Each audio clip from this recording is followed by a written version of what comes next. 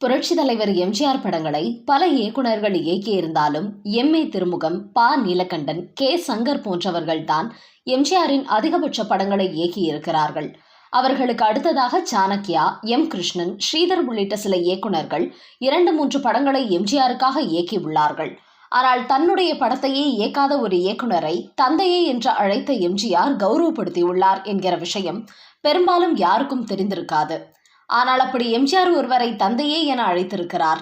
அது மட்டுமல்ல, ஊட்டியில் நடைபெற்ற படப்பிடிப்பின் போது ஸ்வெட்டர் வாங்கிக் கொள்ள காசு கொடுத்த போது அந்த இயக்குனர் அதற்கு பதிலாக சால்வையை வாங்கிக் கொண்டு எம்ஜிஆர் முன் வந்து நின்றபோது எம்ஜிஆரின் ரியாக்ஷன் என்னவாக இருந்தது தெரியுமா? அந்த இயக்குனர் யார்? எதற்காக எம்ஜிஆர் அப்படி அவரை அழைத்தார்? அவர் ஏன் ஸ்வெட்டருக்கு பதிலாக சால்வையை வாங்கி வந்தார் என்பது குறித்த சுவாரஸ்ய தகவலை தான் இந்த வீடியோவில் பார்க்க போகிறோம். நடிகர் திலகம் சிவாஜி கணேசன் நடித்த பல படங்களை இயக்கியவர் இயக்குனர் ஏ.பி. நாகராஜன். ஆனால் எம்ஜிஆர் தந்தையே என்று அழைத்தது இவரை அல்ல, அது வேறு ஒருவரை.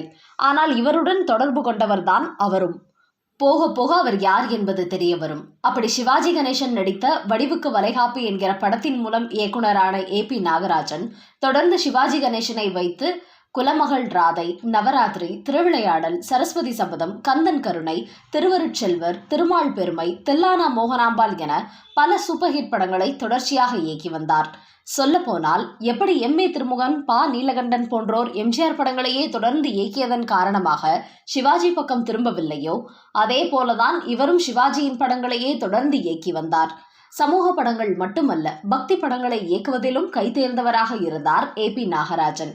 ஆனால் இவர் எம்ஜிஆருடன் கூட்டணி சேர்ந்தால் நன்றாக இருக்குமே என்று திரையுலகினர் மட்டுமல்ல, எம்ஜிஆர் ரசிகர்களும் கூட எதிர்பார்த்தார்கள்.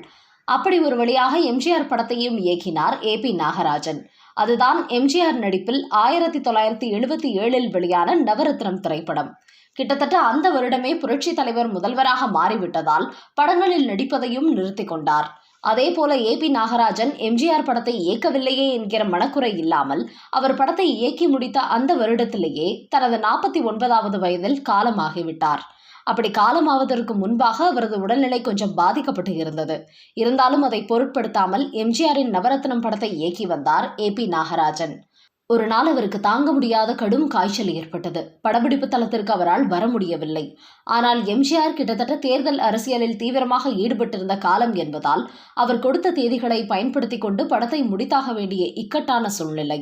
இப்படி சில நேரங்களில் சில படங்களில் இயக்குனர் வராத போது எம்ஜிஆர் தானும் ஒரு இயக்குனர் என்பதால் சம்பந்தப்பட்ட காட்சிகளை தானே படமாக்கிக் கொள்வதும் வழக்கம்தான்.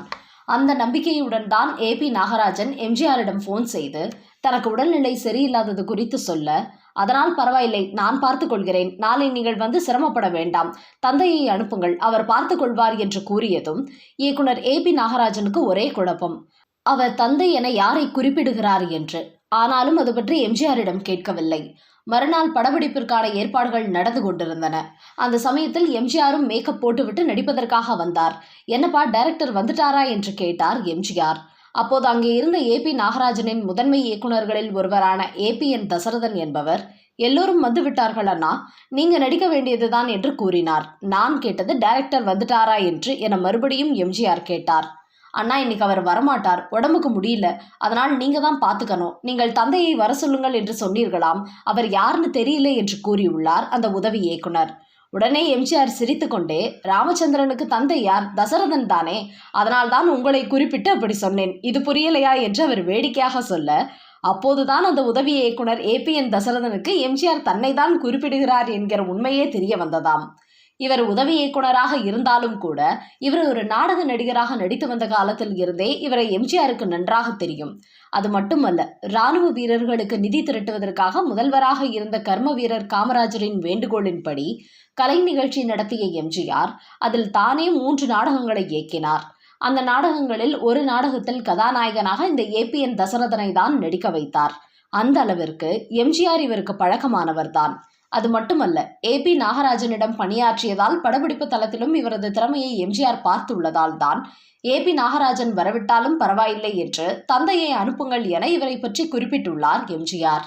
அந்த வகையில் அன்றைய தினம் ஒரு உதவி இயக்குனராகவும் எம்ஜிஆரை இயக்கும் வாய்ப்பு இவருக்கு கிடைத்தது. பெயரளவுக்கு அப்போதைக்கு மட்டுமே தந்தை என சொல்லாமல் அடுத்தடுத்த படப்பிடிப்பு நாட்களில் வாய்ப்பு கிடைக்கும் போதெல்லாம் இவரை தந்தையே என்றுதான் அழைத்துள்ளார் எம்ஜிஆர்.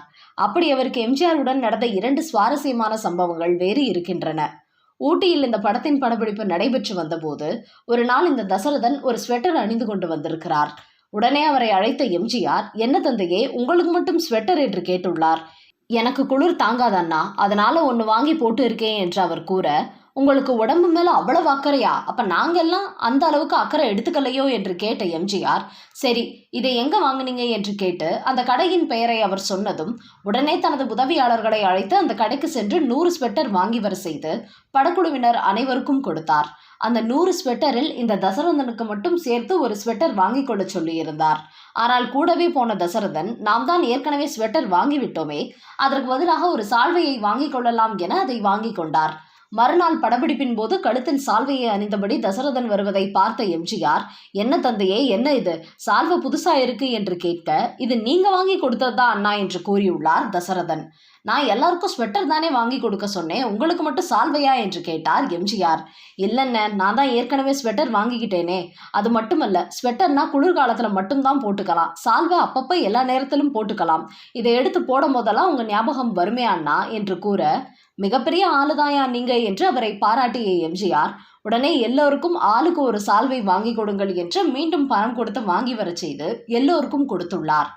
எம்ஜிஆரை பற்றி தசரதன் கூறும்போது, "வள்ளல் என்றால் இப்படி அல்லவா இருக்க வேண்டும்? சிலர் நினைப்பார்கள், நினைத்ததை நடத்திவிட முடியாது. சிலரால் நடத்திவிட முடியும், ஆனால் நடத்துவதற்கு நினைக்க மாட்டார்கள். ஆனால் மக்கள் திலகம் எப்போதுமே நினைத்ததை நடத்தியே முடிப்பவர்" என்று கூறியுள்ளார். புரட்சித் தலைவர் எம்ஜிஆர் தனது படங்களில் நடிக்கும் கதாபாத்திரங்கள், தேர்ந்தெடுக்கும் கதைகள், அதில் இடம்பெறும் வசனங்கள், இடம்பெறும் பாடல் வரிகள் என அனைத்தையுமே அந்த படம் பார்க்கும் ஒவ்வொரு வயதினருக்கும் ஏற்ற ஒவ்வொரு படமாகவே இருக்கும். அந்த அளவிற்கு தனது படங்கள் மூலம் அன்பு, பாசம், நீதி, நேர்மை அனைத்தையும் தொடர்ந்து போதித்து வந்தவர்.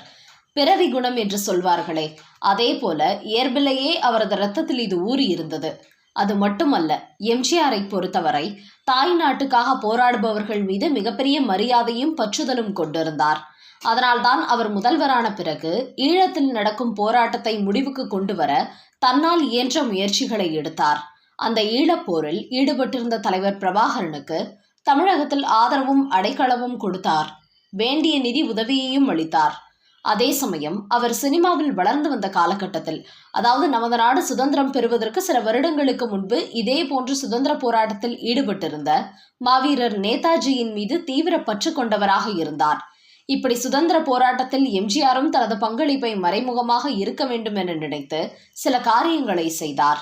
வெளியில் நிறைய பேருக்கு தெரியாத அந்த விஷயத்தை எம்ஜிஆருடன் இணைந்து பல படங்களில் கலை இயக்குனராக பணியாற்றிய அங்கமுத்து என்பவர் ஒரு பேட்டியில் மிகவும் பிரமிப்புடன் கூறியுள்ளார். அப்போது இந்த அங்கமுத்து மிகவும் இளைஞனாக இருந்தார். அதாவது 1942-43 வருடத்தில் M.K. தியாகராஜ பாகவதர் பிரபலமான நடிகராக மட்டுமல்லாமல் நியூட்டன் ஸ்டுடியோ என்கிற ஸ்டுடியோவிற்கு நிர்வாக இயக்குனராகவும் இருந்தார். இந்த ஸ்டுடியோவில் பாகவதரையும் டைரக்டர் ராஜா சந்திரசேகரையும் பார்ப்பதற்காக எம்ஜிஆரும் அவரது சகோதரர் சக்கரபாணியும் அடிக்கடி அங்கே வருவார்கள். அப்படி வரும்போது பாகவதர் இல்லாத நேரத்தில் அங்கே வெளியில் இருக்கும் பவளமல்லி மரத்தடியில் போடப்பட்டிருக்கும் மர பெஞ்சில் அமர்ந்து காத்திருப்பார்கள். மதிய நேரங்களில் வெயில் அதிகமாகிவிட்டால் அங்குள்ள ஆர்ட் ரூமில் வந்து எம்ஜிஆரும் சகோதரர் சக்கரபாணியும் உட்காருவார்கள். அப்போது அவர்களை வரவேற்று உபசரித்து பதிலளிக்கும் வேலையை சிறுவன் அங்கமுத்துதான் செய்து வந்து கொண்டிருந்தார். அவருக்கு கலை மீது இருந்த ஈடுபாடு, மற்றவர்களுக்கு பொறுமையாக பதிலளித்து அவர்களை உபசரிக்கும் விதம் எல்லாம் எம்ஜிஆருக்கு ரொம்பவே பிடித்து விட்டது. அதை தொடர்ந்து வந்த நாட்களில் வயது வித்தியாசம் இருந்தாலும் கூட இருவரின் நட்பு நெருக்கமானது. ஒரு நாள் வழக்கம் போல ஸ்டுடியோவுக்கு வந்த எம்ஜிஆர் அங்கமுத்துவை அழைத்து, "என்னுடைய நண்பர்கள் சிலருக்கு உனது முகவரியை கொடுக்க ஆசைப்படுகிறேன், தருவாயா?" என்று கேட்டார். "ஆனால் உன் பெயருக்கு கடிதங்கள் வரும். அப்படி வந்ததை நீ யாருக்கும் தெரியாமல் என்னிடம் கொடுக்க வேண்டும். குறிப்பாக என் அண்ணனுக்கு தெரியக்கூடாது" என்று எம்ஜிஆர் கூறியுள்ளார். இதனை கேட்ட அங்கமுத்துவுக்கு கொஞ்சம் குழப்பமாகிவிட்டது. எதற்காக இவர் ரகசியமாக முகவரி கேட்கிறார், அதுவும் அண்ணனுக்கு தெரியக்கூடாது என்கிறாரே என்று குழப்பம் தோன்றினாலும் தங்களுக்குள் இருந்த பழக்கத்தின் காரணமாக மறுக்காமல் எம்ஜிஆருக்கு தனது முகவரியை கொடுத்தார். அப்படி என்ன கடிதங்கள் யாரிடமிருந்து வரப்போகிறது என்று எதிர்பார்த்து காத்து கொண்டிருந்த சமயத்தில் ஒரு நாள் எம்ஜிஆர் ஒரு கடிதத்தை அங்கமுத்துவிடம் கொடுத்து, "இந்த கடிதத்தில் குறிப்பிட்டுள்ள முகவரியில் பத்திரமாக இதை கொண்டு போய் சேர்த்துவிடு" என்று கூறியுள்ளார். அந்த கடிதத்தை எடுத்துக்கொண்டு அந்த முகவரிக்கு தேடி சென்றார் அங்கமுத்து. அங்கே கண்ணம்மாப்பேட்டையில் இருந்த ஒருவருக்கு தர வேண்டிய கடிதம் அது. எப்படியோ விசாரித்து ஒரு வழியாக அவர் கடிதத்தை கொண்டு போய் சேர்த்தபோது அங்கமுத்துவை பார்த்துவிட்டு இந்த கடிதத்தை யார் கொடுத்தது என்று கேட்டுள்ளார் அந்த நபர். எம்ஜிஆர் தான் கொடுத்தனுப்பினார், என்ன விவரம் என்பதெல்லாம் எனக்கு தெரியாது என அங்கமுத்து கூறியுள்ளார். அப்போதுதான் அந்த கடிதத்தை பெற்றுக்கொண்டவர் சில தகவல்களை கூறியுள்ளார். அவர்களெல்லாம் INA மெம்பர்கள், அதாவது நேதாஜி சுபாஷ் சந்திரபோஸ் ஆரம்பித்த இந்திய தேசிய படையில் உறுப்பினர்கள் என்றும் அது ஆங்கிலேயர்களால் தடை செய்யப்பட்ட இயக்கம் என்பதால் போலீசாருக்கு விஷயம் தெரிந்தால் விபரீதமாகிவிடும் என்றும் தெரிவித்துள்ளார். அதன் பிறகுதான் எம்ஜிஆர் நேதாஜியின் அபிமானி என்றும் அவரது சுதந்திர போராட்ட நடவடிக்கைகளில் எம்ஜிஆர் மறைமுகமாக தனது பங்களிப்பை கொடுத்து வந்தார் என்பதும் அங்கமுத்துவுக்கு தெரிய வந்தது. ஆனால் எம்ஜிஆர் எந்த விதமான நடவடிக்கைகளை ஈடுபட்டு வந்தார் என்பது தனக்கு தெரியவில்லை என்றும் கூறியுள்ளார் அங்கமுத்து.